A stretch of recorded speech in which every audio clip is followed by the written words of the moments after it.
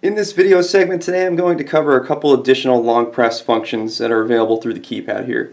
Specifically the status and the bypass feature. So we can actually get a system status at any time.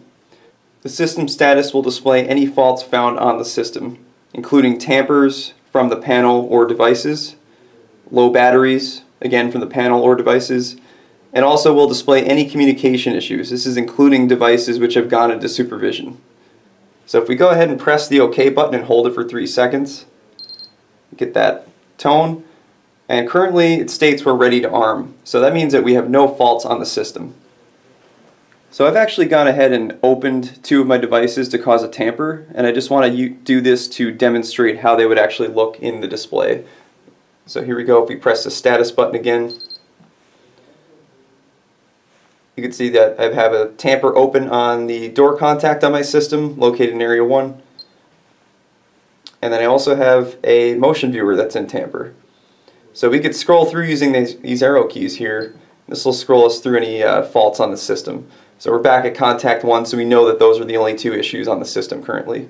So I've actually gone ahead and resolved those tampers on those 2 devices, and we can run the system status again. And as you can see, ready to arm. So those faults have been resolved and we're ready to arm our system. So the next long press function I'm going to demonstrate is going to be bypass. So bypass is on the number 2 button here, and we can initiate that by pressing and holding the number 2. Prompting us for a badger code, so we need to input our user code for the system. It cannot be an installer code because it is an arming function, so it does need to be a user code. It will then bring us to the device listing for all detecting devices on the system here. So this one is a motion viewer which I've labeled lobby, and it's on index number 2 here. I have another contact on the next point there, and then I have a motion viewer, second motion viewer on the system. So if we go ahead and scroll back around, that'll take us to that first device. So if I want to go ahead and bypass this, I'm just going to press OK. And that'll bypass it. So if I want to scroll through and let's say on the next arming also bypass my door contact, I can hit OK on that. This one will remain not bypassed.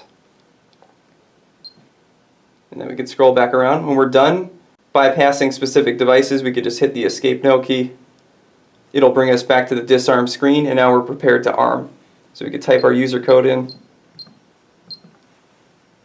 and arm in ROA mode, and it's notifying us that as it's arming there are multiple devices or just a single device that have been bypassed for this arming period.